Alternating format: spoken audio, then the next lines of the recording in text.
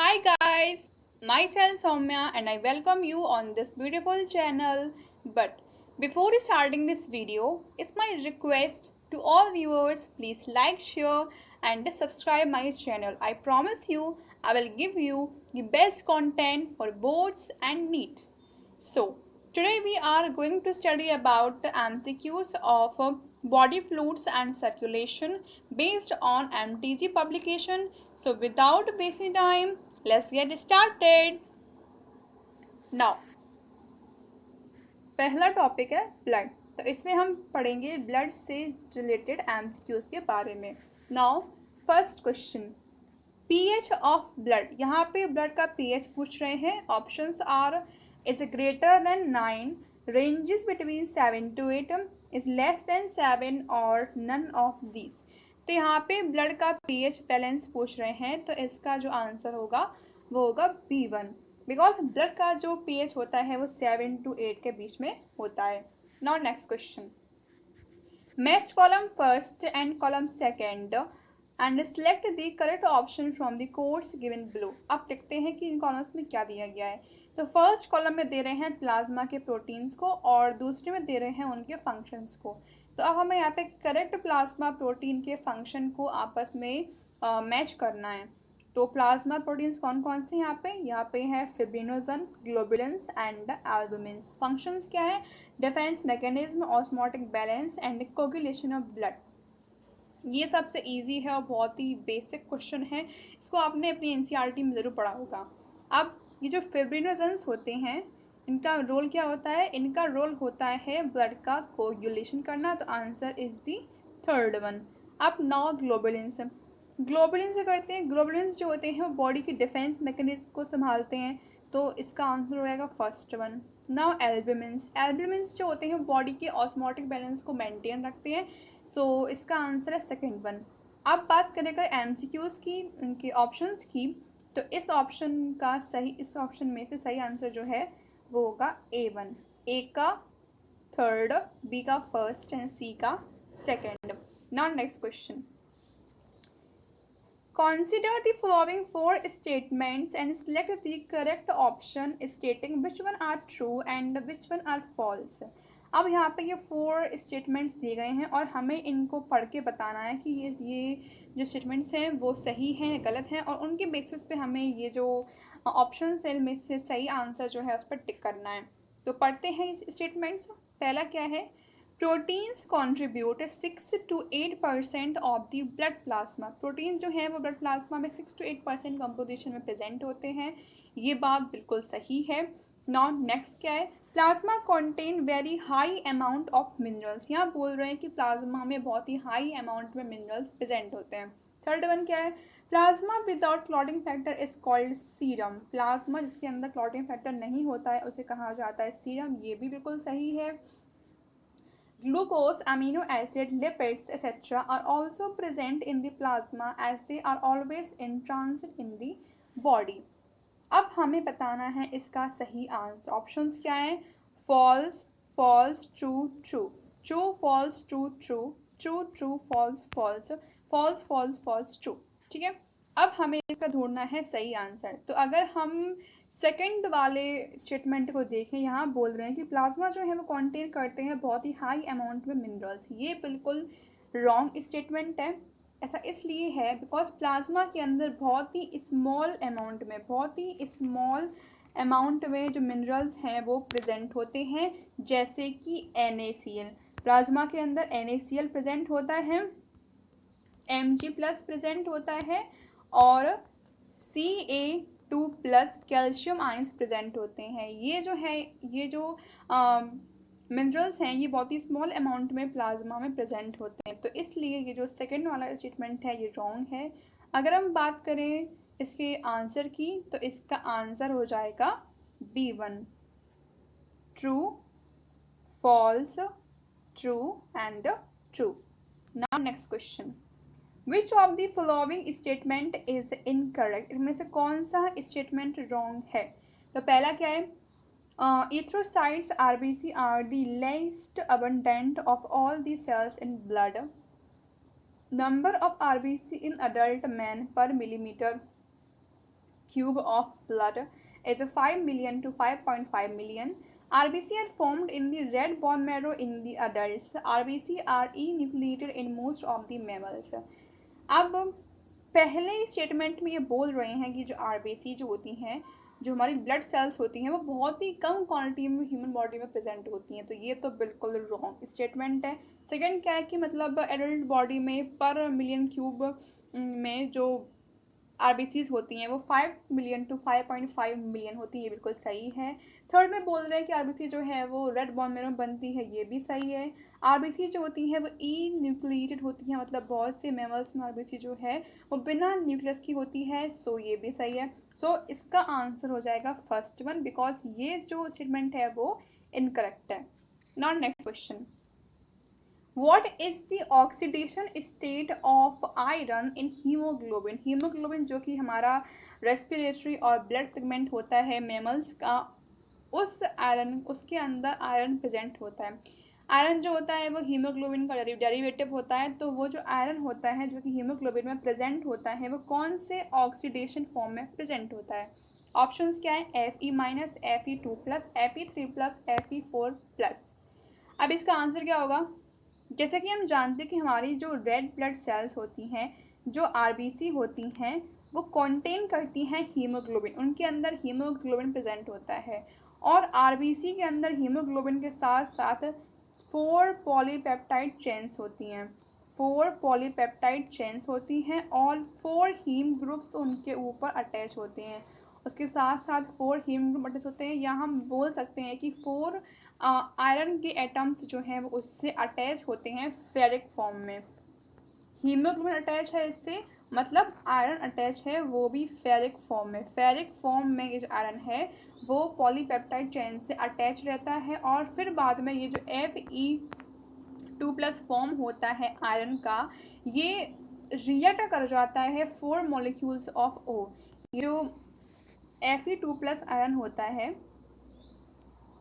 ये रिएक्शन कर देता है 4 ऑक्सीजन मॉलिक्यूल से, ये 4 ऑक्सीजन मॉलिक्यूल से रिएक्शन कर देता है, जिससे वो ऑक्सी हीमोग्लोबिन फॉर्म कर पाता है। तो इसका आंसर हो जाएगा B1 Fe2+। Now next question, which of the following is agranulocyte? अब हमें बताना है इसमें से कौन सी ए ग्रेन्युलोसाइट है। Options are basophil, neutrophil, lymphocyte and eosinophil. आपको मैं बता दूं कि ये जो WBCs जो होती हैं, जो हमारी वाइट ब्लड सेल्स होती हैं, ये 2 टाइप की होती हैं। First one are granulocyte, second one are agranulocytes. जो ए ग्रेन्युलोसाइट्स होती हैं वो ऐसी होती हैं जिनके अंदर ग्रेन्यूल्स एब्सेंट होते हैं, और ग्रेन्युलोसाइट्स वो होती हैं जिनकी बॉडी में ग्रेन्यूल्स प्रेजेंट होते हैं। तो जिनकी बॉडी में ग्रेन्यूल्स एब्सेंट होते हैं वो होती है लिम्फोसाइट्स एंड मोनोसाइट्स। तो इसका आंसर हो जाएगा लिम्फोसाइट्स, बिकॉज बाकी की जो बेसोफिल हैं या जो न्यूट्रोफिल हैं, जो ईस्नोफिल हैं, ये सब जो हैं ये सब ग्रेन्युलोसाइट्स होती हैं। Now next question, life span of a human granulocyte WBC is approximately. ये जो WBC होती है इसकी लाइफ स्पान ह्यूमंस में कितनी होती है? Options are between 2 to 3 month, more than 4 months, less than 10 days and between 20 to 30 days। इसका आंसर है लेस देन 10 days। ये 10 दिन से भी कम की इनकी लाइफ स्पान होती है ह्यूमंस में। Now next question, in a healthy adult man, एक हेल्दी अडल्ट मैन में the smallest type of leucocytes are, सब एक हेल्दी अडल्ट मैन में सबसे स्मॉलेस्ट टाइप की ल्यूकोसाइट्स कौन सी होती हैं? Options are basophil, monocytes, eosinophils and lymphocytes. तो इसका आंसर हो जाएगा लिम्फोसाइट्स। लिम्फोसाइट्स जो कि टाइप की WBC होती हैं, एक ट्रिएंगुलर टाइप की, इनका जो साइज़ होता है वो 6 to 10 नैनोमीटर होता है। ये आपको याद रखना है कि इनका साइज़ जो है वो 6 to 10 नैनोमीटर होता है, इसलिए ये सबसे स्मॉलेस्ट होती है। Next question, find the correct descending order of a percentage proportion of leukocytes in human blood। जैसे कि हमने आपको बताया था कि जो ल्यूकोसाइट्स होती हैं और जो डब्ल्यूबीसी होती हैं वो काफ़ी टाइप की होती हैं। जो इसमें से आती हैं हमारे ग्रेन्युलोसाइट्स एंड ए ग्रेन्युलोसाइट्स, और इनके प्रोपोर्शंस भी अलग अलग होते हैं डब्ल्यूबीसी में। सो ऑप्शंस क्या है यहाँ पे? Neutrophils, basophils, lymphocytes, acidophils, monocytes. Monocytes, neutrophils, lymphocytes, acidophils and basophils.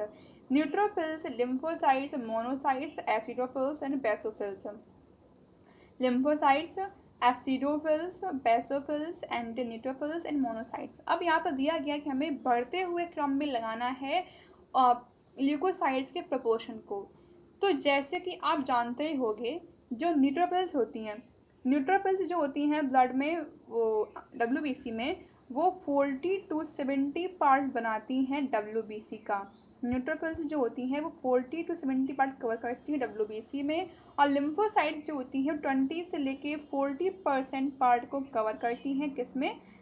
WBC में। बात करें मोनोसाइट्स की, तो मोनोसाइट्स का जो कंपोजिशन है वो 2 to 10% होता है डब्ल्यूबीसी में। फिर आती हैं एसिडोफिल्स, और इनका जो कंपोजिशन होता है वो 1 to 6% होता है। 1 to 6% एसिडोफिल्स का कंपोजिशन होता है, और बेसोफिल्स जो होती हैं बहुत ही कम परसेंट में प्रेजेंट रहती हैं, लाइक 0 to 1%।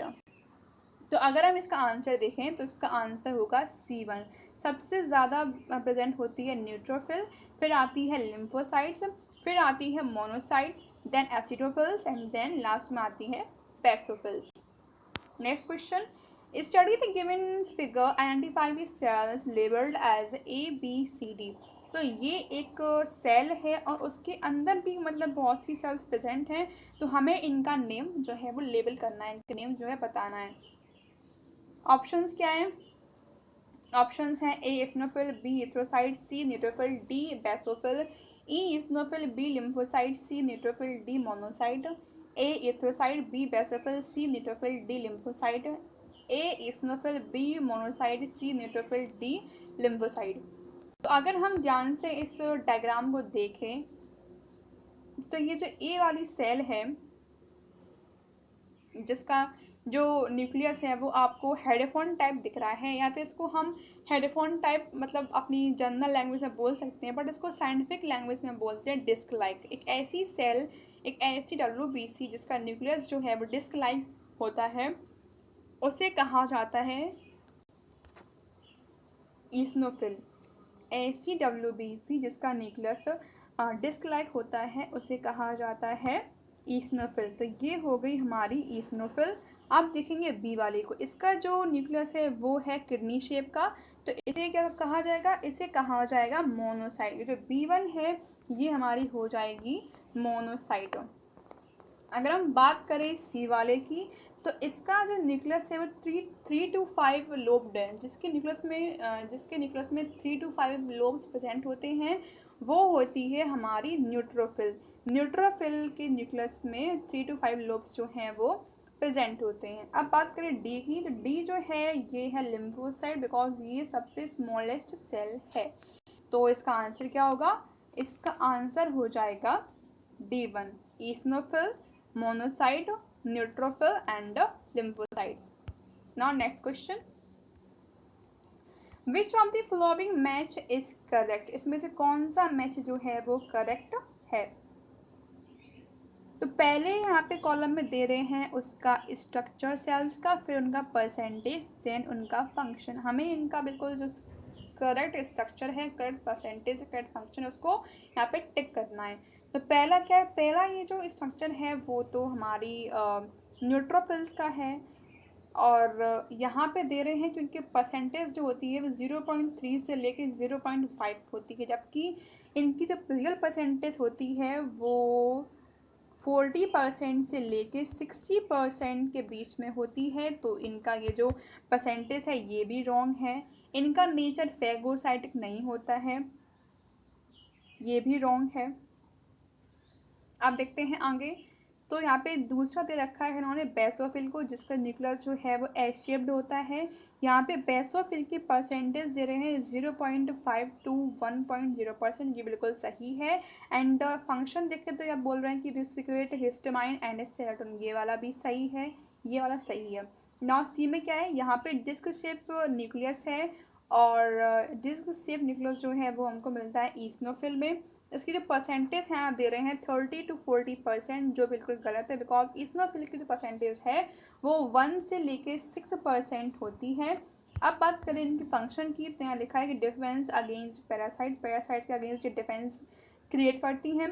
D1 क्या, D1 ये जो है इसे कहा जाएगा मोनोसाइट, बिकॉज इसका जो शेप है न्यूक्लियस का वो किडनी शेप है और इसकी परसेंटेज यहाँ पे दे रहे हैं 30 to 40%, जो कि बिल्कुल रॉन्ग है, बिकॉज मोनोसाइट की परसेंटेज 2 to 10% होती है और इनका एलर्जिक रिएक्शन में कोई भी इन्वॉल्वमेंट नहीं होता है, बिकॉज ये फैगोसाइटिक नेचर की होती हैं।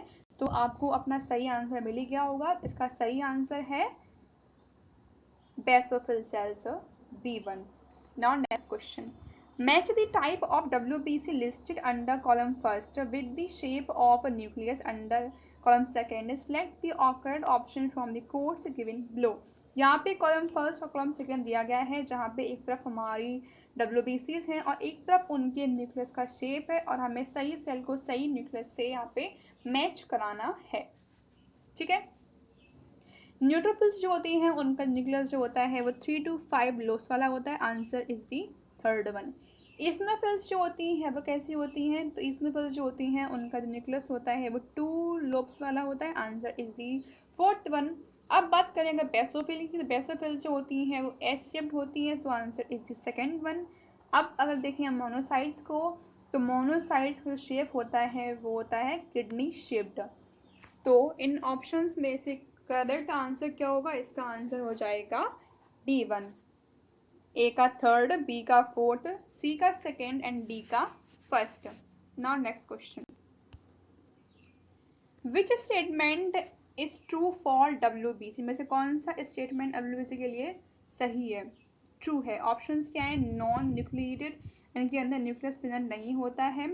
इट्स डेफिशिएंसी कॉज कैंसर, इसकी डेफिशिएंसी कैंसर हो जाता है। मैन्युफैक्चर्ड ओनली इन थाइमस, से थाइमस में बनती है ये। And can squeeze through blood capillaries, और ये ब्लड कैपिलरीज से मतलब स्क्वीज को मतलब पतला करके ये वहाँ से निकल जाती हैं। तो इसका आंसर क्या होगा, इसका आंसर हो जाएगा D1।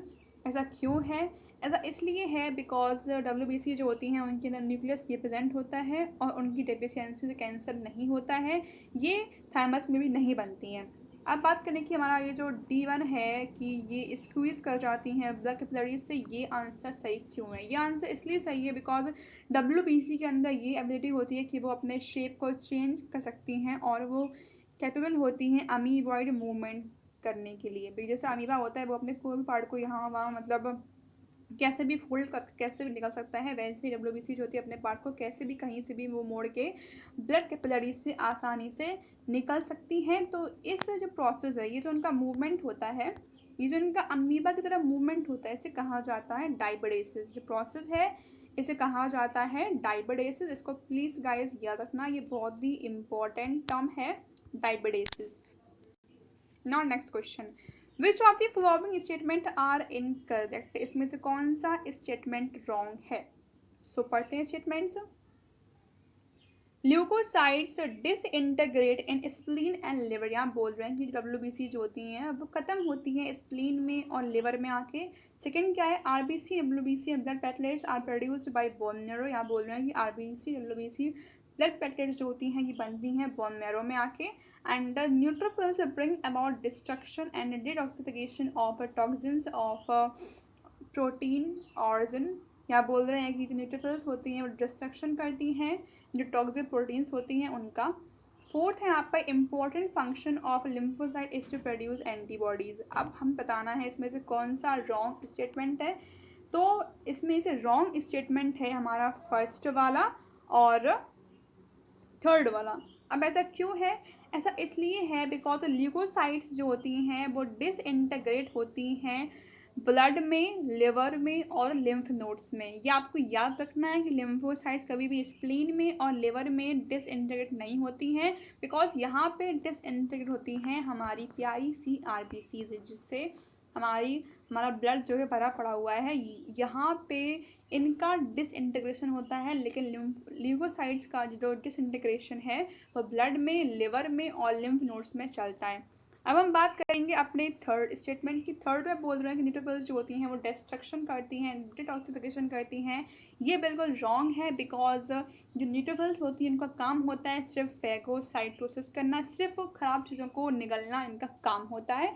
तो इसका आंसर हो जाएगा C1, first and third. Next question, life span of thrombocytes. Thrombocytes की लाइफ स्पान कितनी क्या होती है? थ्रोम्बोसाइट्स और ब्लड प्लेटलेट्स, ऑप्शंस क्या है? ऑप्शंस हैं 1 to 5 week, 3 to 4 week, 3 to 7 week and none of these. तो इसका आंसर हो जाएगा C1। ये जो थ्रोम्बोसाइट्स होती हैं वो 1 वीक के लिए, या बोल सकते हैं 3 से 7 दिन तक ही ये हमारे ब्लड में प्रेजेंट रहती हैं। फिर उसके बाद में एक और नई नई ब्लड प्लेटलेट्स जो हैं वो बनती रहती हैं। Now identify the following type of cells, mark their correct option. अब हमें यहाँ पे इन सेल्स को देख के इनका नेम जो है वो बताना है। ऑप्शंस क्या है? ऑप्शंस यहाँ पे दे रहे हैं मोनोसाइट, पहले में है monocyte, eosinophil, neutrophil, basophil, blood platelets. दूसरे में है monocyte, basophil, neutrophil, blood platelets and eosinophil. Basophil, blood platelets, monocyte, eosinophil, neutrophils, basophil, blood platelets, eosinophil, neutrophils and monocyte. तो आप इस क्वेश्चन का आंसर तभी दे पाओगे जब आपने सही से इन सेल्स के स्ट्रक्चर को देखा होगा और उनका नेम भी पढ़ा होगा। ठीक है, तो हम देखते हैं ये कौन कौन सी सेल्स हैं। जो पहली सेल है, इसका जो न्यूक्लियस है वो एस शेप्ड है, और एस शेप्ड न्यूक्लियस कहाँ मिलता है हमको? एस शेप्ड न्यूक्लियस मिलता है बेसोफिल में। तो ए वाली हमारी हो जाएगी बेसोफिल। बी में क्या है? बी वाली जो है ये बिल्कुल स्मॉल स्मॉल सी सेल्स, बिल्कुल टुकड़े टुकड़े में सेल्स हैं, और ऐसी सेल्स जो हैं वो होती हैं किसकी? वो होती हैं ब्लड प्लेटलेट्स। ब्लड प्लेटलेट्स जो होती हैं वो ऐसे स्ट्रक्चर की होती हैं। तो इसका आंसर हो जाएगा ब्लड प्लेटलेट्स। अगर देखें हम सी को, तो इसका जो स्ट्रक्चर है वो किडनी शेप्ड स्ट्रक्चर मिलता है किसमें? मोनोसाइट्स में। अगर बात करें हम डी वाले की, तो इसका जो स्ट्रक्चर है वो टू लोब्ड है, और टू लोब्ड स्ट्रक्चर जो है वो हमको मिलता है ईस्नोफिल में। इसका आंसर हो जाएगा ईस्नोफिल। अगर देखें ई वाले को, तो इसके न्यूक्लियस के 3 से 5 लोब्स हैं, और 3 से 5 लोब्स जो हैं वो प्रेजेंट होते हैं न्यूट्रोफिल्स में। तो इसका आंसर हो जाएगा C1, basophil, blood platelets, monocyte, eosinophil and neutrophil. Now next question. In the following table of human ABO blood groups, fill up the blank first, second, third and fourth from the options given below. तो ये पूरा एक chart दिया गया है human blood group का, और वहाँ पे लिखा हुआ है कि उनमें से कि उनके आरबीसी पे कौन से एंटीजेंस होते हैं, ब्लड प्लाज्मा में कौन सी एंटीबॉडीज़ होती हैं, उनके कौन कौन से डोनर ग्रुप्स होते हैं। तो यहाँ पे दे रहे हैं ब्लड ग्रुप ए, जिसमें एंटीजन आरबीसी पे होता है ए, एंड एंटीबॉडी जो होती है वो होती है एंटी बी, जो कि प्लाज्मा में प्रेजेंट होती है। अगर बात करें डोनर ग्रुप की कि कौन इनको डोनेट कर सकता है, तो वो है A and O blood group वाले। अगर बात करें बी ब्लड ग्रुप की, तो इस पे एंटीजन जो है वो बी होता है, एंड एंटीबॉडी जो होती है वो एंटी होती है। आपको ये याद रखना है कि जैसे अगर कोई पर्टिकुलर पर्सन का ब्लड ग्रुप ए है, तो उसकी एंटीजन भी ए होगा, बट उसकी जो एंटीबॉडीज़ हैं वो ए के अपोजिट होंगी। जैसे यहाँ पे ए है तो इसका बी है, जैसे अगर इसका ब्लड ग्रुप बी है तो इसका एंटीजन भी बी है, बट इसकी जो एंटीबॉडीज़ है वो एंटी ए है।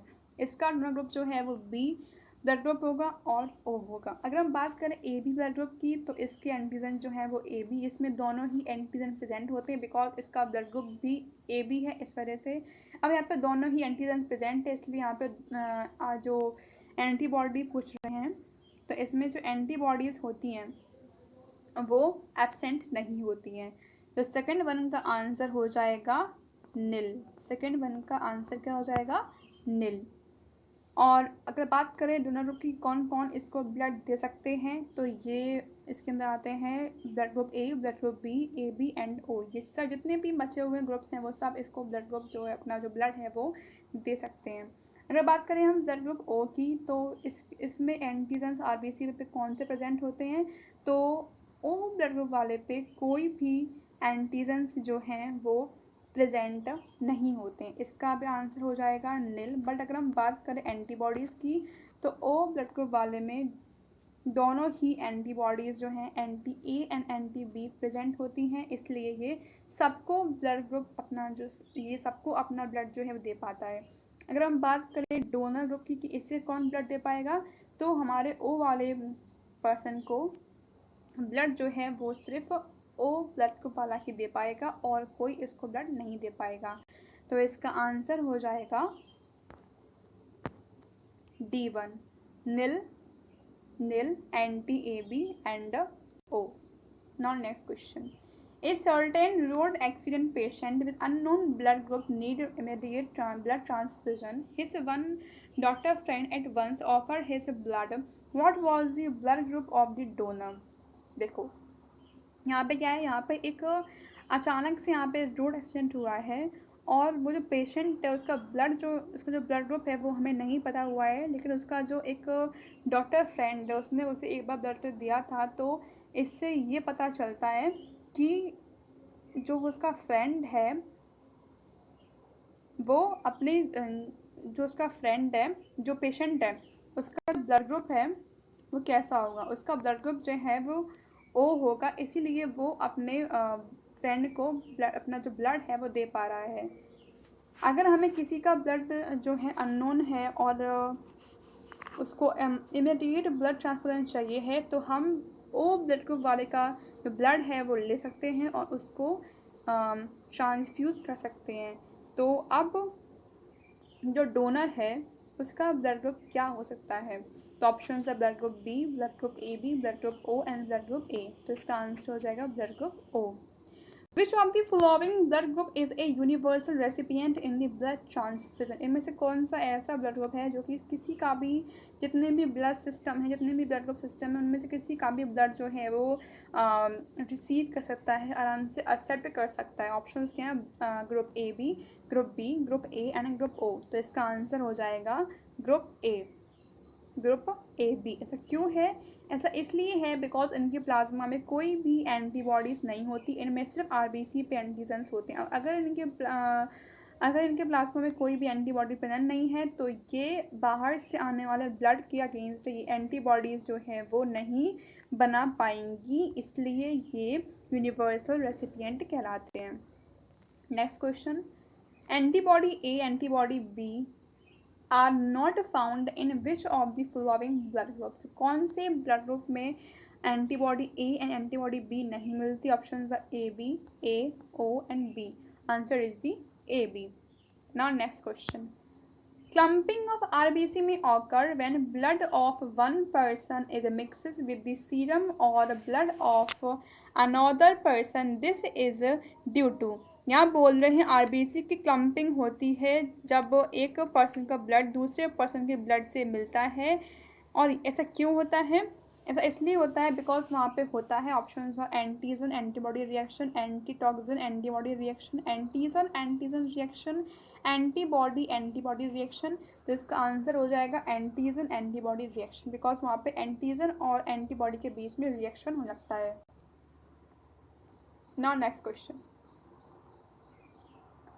blood of AB group cannot be given to a B group patient because, ये जो AB ब्लड ग्रुप वाला जो पर्सन है उसका ब्लड हम B वाले पेशेंट को नहीं दे सकते हैं, क्यों?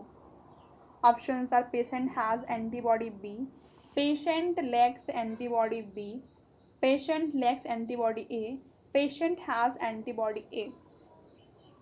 तो आपको समझना होगा कि ए बी वाला जो पर्सन है वो बी वाले को अपना ब्लड क्यों नहीं दे सकता है।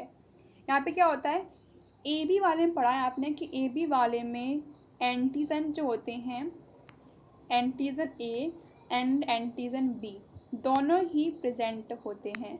बट इसके अंदर कोई भी एंटीबॉडी जो है वो प्रेजेंट नहीं होती है। बट अगर हम इसका केस देखें बी वाले का, तो इसके अंदर एंटीजन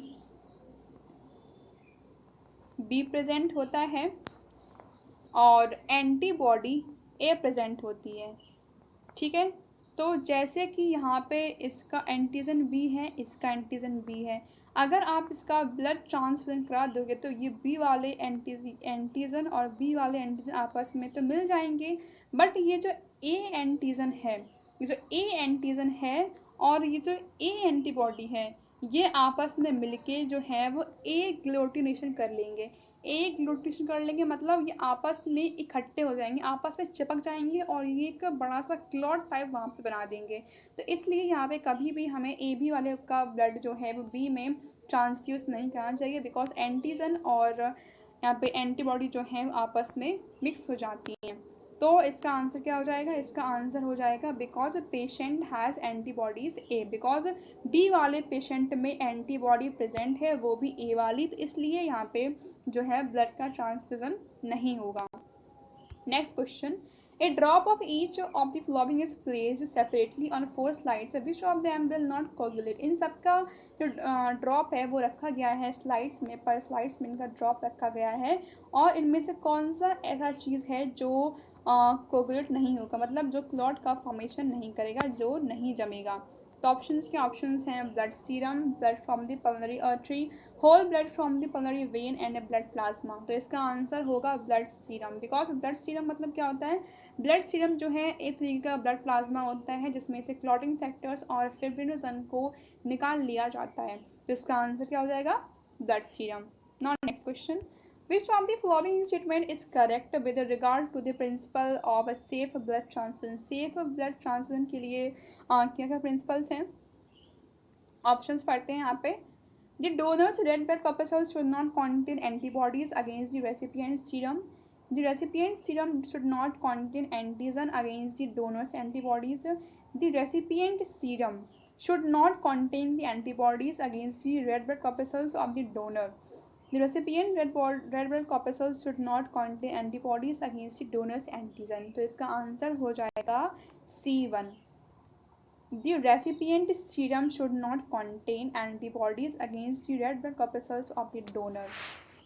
इसका मतलब ये है जिसको हम ब्लड दे रहे हैं, जो हमारा रेसिपिएंट है, उसके सीरम में कोई भी एंटीबॉडीज़ प्रेजेंट ना हो, उसकी सीरम में कोई भी एंटीबॉडीज़ ना हो, तो आसानी से ब्लड कॉर्पस्कल्स जो हैं वो डोनर की उसमें पहुंच सकती हैं। बट अगर उसके अंदर ये एंटीबॉडीज़ प्रेजेंट होंगी तो वो उसके अगेंस्ट खुद की एंटीबॉडीज़ जो है वो बना लेगा। तो इसका आंसर हो जाएगा C1.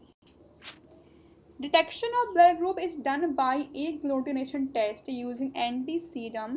According to this method, if the blood shows coagulation with, अगर ब्लड शो कर रहा है कोगुलेशन किसी पर्टिकुलर ग्रुप के साथ में, तो उसका ब्लड ग्रुप एक्चुअल में क्या होगा वो हमको यहाँ पे बताना है। ऑप्शंस है anti serum B, blood group is A B, anti serum is B, blood group is B, anti serum is A B, blood group is O, anti serum A, blood group is O. तो इसका answer हो जाएगा B1. अगर एक ग्लूटिनेशन test हो रहा है और ब्लड जो है वो शो कर रहा है coagulation particular anti serum B के साथ में, तो उसका ब्लड ग्रुप जो है वो बी होगा। As per the guideline of Indian Red Cross Society, which of the following person is recommended for blood donation. Indian Red Cross Society के अकॉर्डिंग कौन से लोगों को कौन से पर्सन को ब्लड डोनेशन करना चाहिए? Options are people not in good health, under the influence of alcohol, drugs, ladies during menstruation, pregnancy and breastfeeding, healthy women but unwed and below the age of 35, persons who are immunized with live vaccines. इसका answer हो जाएगा persons which are immunized with live vaccines. Answer is the D1. RH factor was discovered by, RH factor को discover किया था किसने? Options are Landsteiner and Wiener, William Harvey, Malpighi and none of these. इसका answer हो जाएगा Landsteiner and Vanern. इन लोगों ने ही सबसे पहले RH फैक्टर को रेसस मंकी में देखा था और कब देखा था इन्होंने? रेसल मंकी में इसको देखा था 1940 में इन्होंने इस आर्च फैक्टर को डिस्कवर किया था। Now next question, in which of the following situation there is a risk factor for children acquiring erythroblastosis fetalis? इनमें से कौन सी सिचुएशन में बच्चे को रिस्क है कि उसे इथ्रोब्लास्टोसिस फर्टाइलिस हो सकता है? ऑप्शन है mother, when mother is RH negative, father is RH negative, and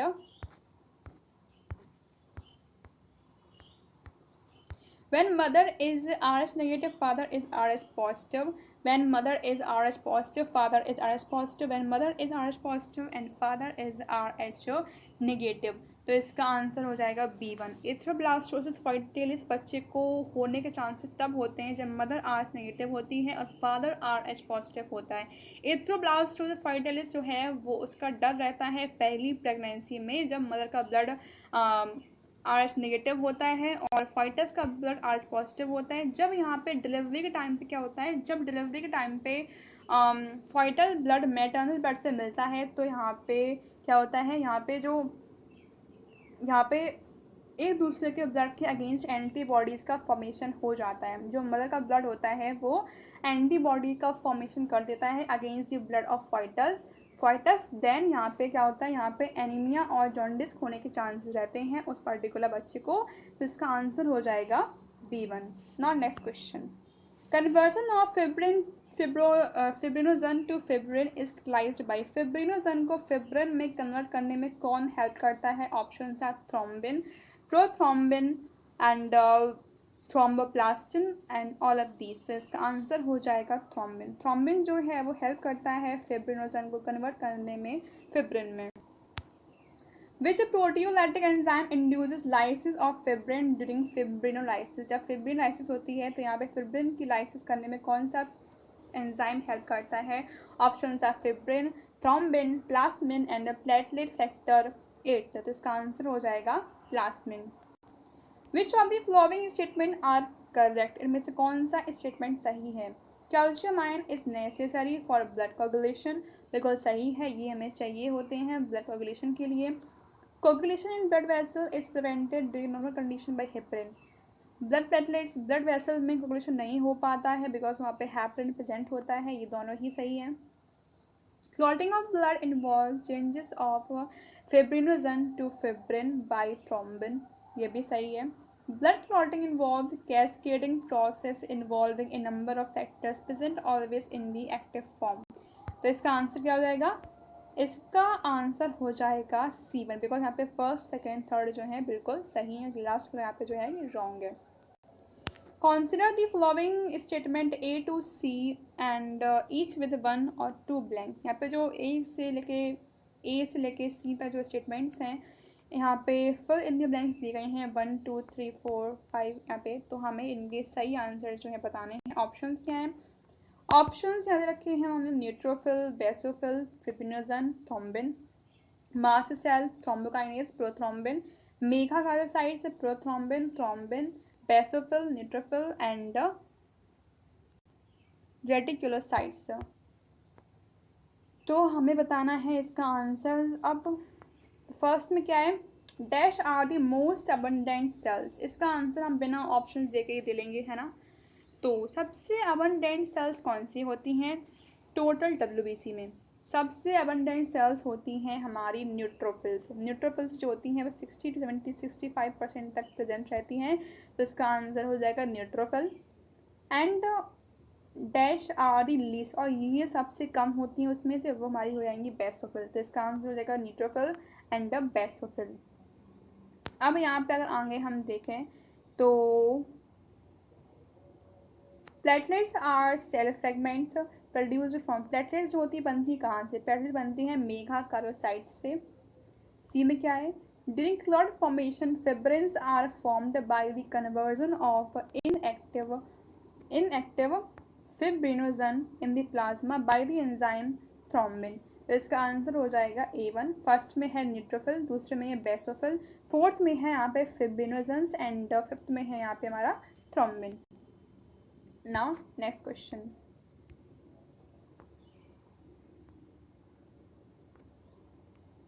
next question कहाँ गया, हाँ ये है 33 वाला। Identify the component labelled A and D in the given flow chart of blood clotting process. अब हमें यहाँ पे बताना है ए से लेके डी तक उन कंपोनेंट्स को जो कि इस चार्ट में प्रेजेंट हैं। ठीक है, ऑप्शंस क्या हैं? Thromboplastin, prothrombinase, thrombin, fibrinogen, thrombin, prothrombin, thromboplastin, prothrombinase, fibrinogen, thromboplastin, thrombin, thromboplastin, fibrinogen and prothrombinase. तो यहाँ दिखा रहे हैं कि ब्लड प्लेटलेट से और इंजर्ड टिश्यू से डिसइंटीग्रेट होके कुछ निकल रहा है। तो यहाँ पे निकल रहा है प्लेटलेट थ्रोम्बोप्लास्टिन, ब्लड प्लेटलेट से निकल रहा है प्लेटलेट थ्रोम्बोप्लास्टिन, और इंजर्ड टिश्यू से भी निकलता है थ्रोम्बोप्लास्टिन। थ्रोम्बोप्लास्टिन जो है यहाँ पे वो कैल्शियम और प्रोटीन के साथ में मिलकर बनाता है क्या? तो ये कैल्शियम और प्रोटीन के साथ मिलकर बनाता है प्रोथ्रोम्बिनेज एंजाइम को। प्रोथ्रोम्बिनेज एंजाइम यहाँ पे थ्रोम्बिन के बीच में प्रेजेंट हो जाएगा। प्रोथ्रोम्बिनेज जो है यहाँ पे थ्रोम्बिन के बीच में यहाँ पे आ जाएगा, और फिर प्रोथ्रोम्बिनेज और कैल्शियम आयन के साथ में यहाँ बनाएगा क्या? यहाँ पे ये बनाएगा थ्रोम्बिन। और जब यहाँ पे थ्रोम्बिन इस जगह पे आ जाएगा तो फिर ये थ्रोम्बिन और फिब्रिन बनाने के लिए यहाँ चाहिए होता है फिब्रिनोजन। तो ये थ्रोम्बिन की प्रेजेंस में फिब्रिनोजन जो है ये कन्वर्ट हो जाएगा फिब्रिन में। तो ये पूरी प्रोसेस थी ब्लड क्लॉटिंग की। तो इसका आंसर हो जाएगा A1। क्या हो जाएगा इसका आंसर? ए वाला। तो इसमें क्या, इसमें है thromboplastin, prothrombinase, thrombin and fibrinogen.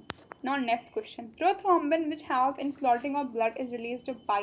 Prothrombin जो कि हेल्प करता है ब्लड क्लॉटिंग में, निकलता है कहाँ से? Options are monocytes, erythrocytes, lymphocytes and blood platelets. तो ये जो प्रोथ्रोम्बिन है ये निकलता है ब्लड प्लेटलेट से। Prothrombin required for blood clotting is, blood clotting के लिए कौन सा जो हमें प्रोथ्रोम्बिन चाहिए होता है वो बनता है कहाँ पे? Options are stomach, liver, spleen and pancreas. तो ये जो प्रोथ्रोम्बिन है ये बनता है लिवर में। Now next question, read the following statement and select the correct option. अब फर्स्ट स्टेटमेंट क्या है? Prothrombin is essential for blood clotting, ये बिल्कुल सही है। Prothrombin is synthesized in liver in the presence of calcium ion, ये wrong है। ऐसा क्यों है? बिकॉज प्रोथ्रोम्बिन जो है वो लिवर में तो बनता है बट वो विटामिन के की प्रेजेंस में बनता है। जो प्रोथ्रोम्बिन होता है लिवर में विटामिन के की प्रेजेंस में बनता है, वहाँ पे कैल्शियम आयन प्रेजेंट नहीं होते हैं। तो इसका आंसर हो जाएगा B1। Statement first is correct but 2 is incorrect. Now next question, during the process of blood coagulation vitamin के हेल्प्स इन, विटामिन के जो है वो हेल्प करता है किस चीज़ में? Option are the formation of thromboplastin, conversion of fibrinogen to fibrin, conversion of prothrombin to thrombin and formation of prothrombin. तो विटामिन के जो है वो हेल्प करता है प्रोथ्रोम्बिन के फॉर्मेशन में। Answer is the D1।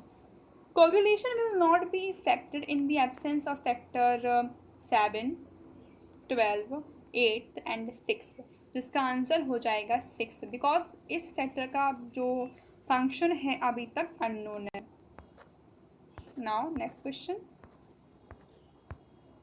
Which of the following is known as Christmas factor. इसमें किसको हम बोलते हैं Christmas factor? Option are factor 8, factor 12, factor 4 and factor 9। तो इसका आंसर हो जाएगा फैक्टर 9। फैक्टर 9 को हम बोलते हैं क्रिसमस फैक्टर, और इसकी डेफिशिएंसी से ही हीमोफीलिया डिसीज़ जो है वो हो जाती है। इसकी डेफिशिएंसी से हीमोफीलिया डिसीज़ हो जाती है, और सबसे पहले ये डिसीज़ थी वो क्रिसमस नाम के एक पर्सन में ही देखी गई थी, इसलिए इस फैक्टर का नेम होता है Christmas factor. Now next question, in the clotting mechanism pathway thrombin activates in the factor. Thrombin जो है वो एक्टिवेट करता है कौन से फैक्टर्स को? Options are 11, 8, 5, 11, 9, 10, 8, 10, 5, 9, 8 and 10। तो इसका आंसर हो जाएगा A1। ये जो थ्रोम्बिन होता है एक्टिवेट करता है फैक्टर 11 को, फैक्टर 8 को एंड फैक्टर 5 को। Now next question, match column first and column second, select the correct option from the codes given below. अब यहाँ पे कॉलम फर्स्ट में दे रहे हैं पर्टिकुलर फैक्टर्स को और यहाँ पे दे रहे हैं उनके फंक्शंस को या उनके नेम को।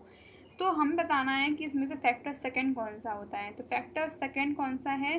फैक्टर सेकंड को कहा जाता है प्रोथ्रोम्बिन। फैक्टर सेकंड होता है कौन सा? फैक्टर सेकंड यहाँ पे होता है प्रोथ्रोम्बिन। और फैक्टर थर्ड कौन सा होता है? फैक्टर थर्ड होता है थ्रोम्बोप्लास्टिन। अब बात करें फैक्टर एट्थ की, तो फैक्टर एट्थ होता है anti haemophilic globulin. Anti haemophilic globulin. अब यहाँ पूछ रहे हैं फैक्टर ट्वेल्थ कौन सा होता है? तो फैक्टर ट्वेल्थ होता है हैगमैन फैक्टर। तो इसका आंसर हो जाएगा C1, ए का सेकंड, बी का फर्स्ट, सी का फोर्थ एंड डी का third. Now next question. Most of our cells are surrounded by, ज़्यादातर अपनी जो सेल्स होती हैं वो सराउंड रहती हैं ब्लड से। Fluid equivalent to sea water in salt composition, interstitial fluid and pure water. इसका आंसर हो जाएगा इंटरस्टिशियल फ्लूइड्स। और next question, which of the following statement is are incorrect about lymph. इनमें से कौन सा स्टेटमेंट लिम्फ के लिए रॉन्ग है? पढ़ते हैं स्टेटमेंट्स को। Lymph is colourful as it has hemoglobin but no RBC, ये wrong है। It contains specialized lymphocytes which are responsible for immunity of the body, ये भी सही है। Lymph is an important carrier for nutrients and hormones, ये भी सही है। Fats are absorbed through lymph in the lacteals present in the intestinal villi। intestinal villi जो होती हैं उनको बोलते हैं माइक्रोविलाई, उनके अंदर एक लिम्फ वेसल प्रेजेंट होती है बीच में, इसको कहा जाता है लैक्टिकल, जो मोस्टली फैट का एब्जॉर्प्शन करती है। तो ये लाइन भी सही है। तो इसका आंसर क्या हो जाएगा? इसका आंसर हो जाएगा A1। सिर्फ पहला स्टेटमेंट रॉन्ग है बिकॉज लिम्फ जो होते हैं वो कलरलेस नहीं होते हैं, वो कलरफुल नहीं होते हैं, वो कलरलेस होते हैं बिकॉज उनकी बॉडी में उनके अंदर RBC और हीमोग्लोबिन जो है दोनों ही मोस्टली एब्सेंट होते हैं, बट उसमें थोड़ा बहुत हीमोग्लोबिन जो है वो प्रेजेंट होता है। Lymph nodes form, lymph nodes बनाते हैं क्या? हॉर्मोन्स को, लिम्फ को, एंटीजन्स को एंड एंटीबॉडीज़ को। तो ये जो लिम्फ नोड्स होते हैं ये बनाते हैं एंटीबॉडीज़ को। लिम्फ सर्व्स टू, लिम्फ का काम क्या है? तो lymph serves to return the interstitial fluid to the blood. इसका काम है इंटरस्टिशियल फ्लूइड को ब्लड तक ले जाना। Return the WBC RBC lymph nodes transport CO2 to the lungs and transport O2 to the brain, जिसका काम है इंटरस्टिशियल फ्लूइड को ब्लड तक ले जाना। Now next question, read the following statement and select the correct option. Statement first, lymphatic capillaries are free and blind at one end. ये because free होती है, ये कहीं से भी स्टार्ट सकती हैं और कहीं से भी इनका जो एंड ब्लाइंड होता है, मतलब इनका एक पर्टिकुलर पाथवे नहीं होता है। Statement second, lymph does not flow in a circular manner, ये ब्लड की तरह एक सर्कुलर मैनर फ्लो नहीं होता है। तो इसका आंसर है कि दोनों ही स्टेटमेंट जो है सही हैं, both first and second are correct. Answer is the A1। Now next question, compare to blood our lymph has, अगर हम ब्लड से कंपेयर करें तो हमारे लिम्फ में होता है क्या? ऑप्शन है plasma without protein, more WBC no RBC, more RBC and less WBC no plasma. इसका आंसर हो जाएगा B1, इसके अंदर WBC बहुत होती हैं और RBC बिल्कुल भी नहीं होती हैं। विच of the following statement is true for lymph, में से कौन सा स्टेटमेंट सही है लिम्फ के लिए? ऑप्शन है WBC plus serum, blood minus RBC and some protein, RBC plus WBC plus plasma, RBC plus protein plus platelets. इसका आंसर हो जाएगा B1, इसके अंदर ब्लड तो होता है बट RBC नहीं होती है और कुछ प्रोटीन्स भी होते हैं। अब हम बात करेंगे सर्कुलेटरी पाथवे के MCQs की। तो पहला यहाँ पे क्या है? Open circulatory system is present in dash and dash. Fill the correctly option of first and second. अब हमें बताना है कि कौन से फाइलम में ओपन सर्कुलेटरी सिस्टम प्रेजेंट होता है फर्स्ट और सेकंड में। ऑप्शंस क्या हैं? Platyhelminthes, mollusca, arthropoda and echinodermata, annelids, arthropoda and mollusc. जिसका आंसर हो जाएगा आर्थ्रोपोडा एंड मलस्क। ये ऐसे दो फाइलम हैं जिनकी बॉडी में ओपन सर्कुलेटरी सिस्टम जो है वो मिलता है। Read the following statement, select the correct option. First में क्या है? The four chambered heart of birds is superior to the four chambered heart of reptiles. ठीक है। And the crocodilian heart retains both systematic arches that join, causing mixing of blood in the dorsal aorta, while avian heart has lost left systematic arch. ये भी सही है, तो इसके दोनों ही statement सही हैं। तो इसका आंसर हो जाएगा A1। Both statement first and second are correct. Now next question, which of the following is correct about human heart? Human heart के लिए में से कौन सा ऑप्शन सही है? अब ऑप्शंस क्या हैं? Volume of both atria is more than that of volume of ventricles. The volume of both ventricles more than that of both atria. Volume of both atria is equal to that of ventricles. Ventricles are upper chambers and atria are lower chambers. तो इसका answer हो जाएगा B1। Ventricles की जो volume है वो हमेशा ज़्यादा होती है आर्ट्रिया से।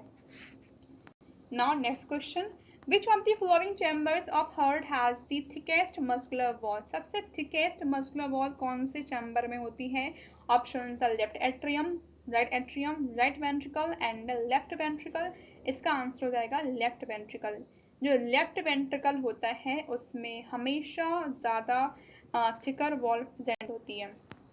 Heart pumps blood more forcefully in older persons than younger ones due to options are decrease in oxygen content of blood, decrease in elasticity of arteries, fall in nutrient content of blood and increase in elasticity of arteries। तो इसका answer हो जाएगा decrease in elasticity of arteries. जो लोग बूढ़े हो जाते हैं उनकी आर्टरीज में इतना ताकत नहीं रहती है कि वो ब्लड को फोर्सफुली ऊपर तक अपने आप पहुंचा पाए। उनकी जो इलास्टिसिटी होती है आर्टरीज की वो बहुत ही कम रह जाती है, इसलिए उनमें जो ब्लड होता है वो ज़्यादा ही फोर्सफुली हार्ट जो है पंप करता है। Now next question, pacemaker is situated in the options are wall of right atrium, interauricular septum, interventricular septum and wall of left atrium.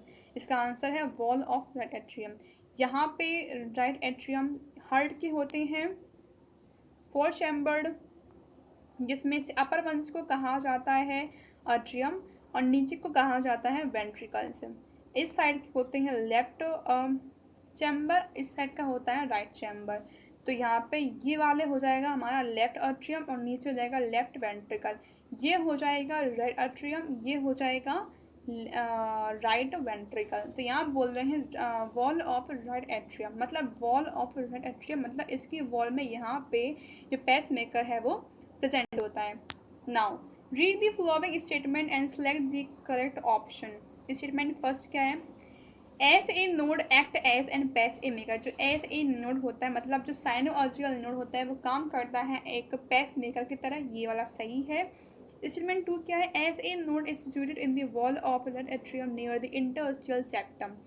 तो जो बी वाला स्टेटमेंट है ये रॉन्ग है, तो आंसर क्या हो जाएगा? आंसर हमारा हो जाएगा statement first is correct but statement 2 is incorrect.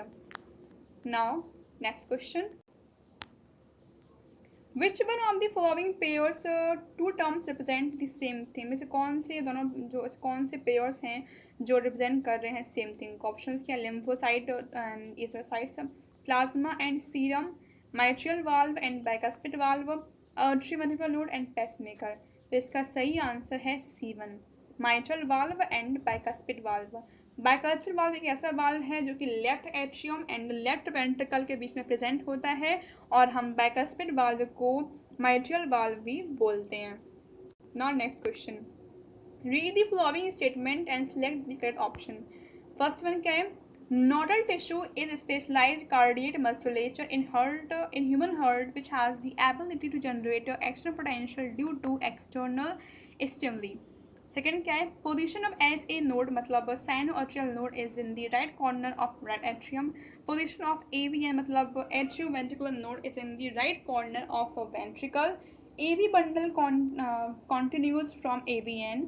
Purkinje fibers are modified cardiac muscle fibers that originate from the atrioventricular node and spread into the two ventricles। तो अब हमें यहाँ पे बताना है कि कौन सा स्टेटमेंट यहाँ पे सही है।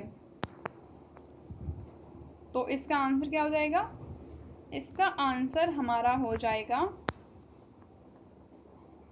C1। Fifth, fourth and second वाला जो है ये बिल्कुल सही है, सेकेंड, फोर्थ एंड फिफ्थ जो है ये बिल्कुल सही हैं, बट बचे हुए जो ये जो 2 स्टेटमेंट है ये रॉन्ग है। ऐसा क्यों है? तो हम पढ़ते हैं पहले स्टेटमेंट को। यहाँ बोल रहे हैं कि ये जो नोडल टिश्यू होते हैं जो स्पेशलाइज्ड कार्डियक मस्कुलेचर की तरह प्रेजेंट होते हैं ह्यूमन हार्ट में, ये इनके अंदर एबिलिटी होती है कि ये एक्शन पोटेंशियल को जनरेट कर सकते हैं एक एक्सटर्नल स्टिमुली की हेल्प से। बट ऐसा नहीं होता है। ये जो नोडल टिश्यू होते हैं ये ऑटो एग्जिटेबल होते हैं या बिना किसी एक्सटर्नल स्टिमुली के एक्शन पोटेंशियल को जनरेट कर सकते हैं। इसलिए ये जो स्टेटमेंट है वो रॉन्ग है। अगर हम बात करें इस थर्ड स्टेटमेंट की, आप बोल रहे हैं कि ये जो एवीएन नोड होता है ये वेंट्रिकल के राइट कॉर्नर पे प्रेजेंट होता है, तो ये बहुत रॉन्ग है। बिकॉज एवी नोड जो होता है वो राइट एट्रियम के ही लोअर कॉर्नर पे प्रेजेंट होता है, इसलिए इसका आंसर हो जाएगा C1। Now next question, the given figure illustrate A section through the human heart. ये जो है ये एक सेक्शन है ह्यूमन हार्ट के, यहाँ पे लेबल्ड पार्ट दिए गए हैं like A, B, C and D। तो यहाँ हमको बताना क्या है, which label part represent the side for the generation of action potential in human heart. यहाँ हमको बताना है कि कौन से साइड पे एक्शन पोटेंशियल जो है वो जनरेट होता है। इसका आंसर क्या हो जाएगा? इसका आंसर हो जाएगा A1 SA नोड। यहाँ पे SA नोड प्रेजेंट होता है। Now next question, Chordae tendai are found in options of ventricles of brain, joints of legs, ventricles of heart and atrial। इसका आंसर हो जाएगा C1 ventricles of heart। Heart के ventricles में Chordae tendai है जो है वो प्रेजेंट होती है। ओके गाइस, तो ये जो आज का वीडियो है यहाँ पे एंड होता है। अगर आपको वीडियो पसंद आया हो तो इसको लाइक करें, कमेंट करें एंड चैनल को सब्सक्राइब करें। Thank you so much.